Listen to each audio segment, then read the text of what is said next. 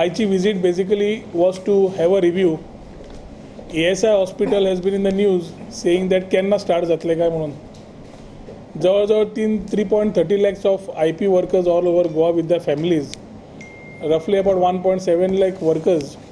आणि पहिले एक हॉस्पिटल गोंयचे सुरू जावचे म्हणून म्हाका दिसता हें काही तेंप जालो मडगांवां जावचें म्हणून सुरवात जाल्ली. 10th of May or by 10 to 15th of May, before 10 to 15th of May, we are completing the handing over exercise of the whole hospital.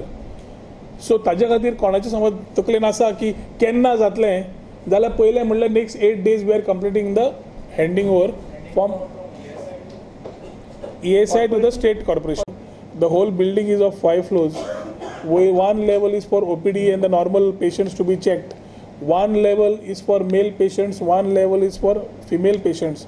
And ताज्या खातीर female patients, male patients जे आमी सगळ्यांक हें करपाक लायल्या transitioning also and the keeping them there also is something which the doctors have taken efforts which need to be applauded. Facilities are state of art.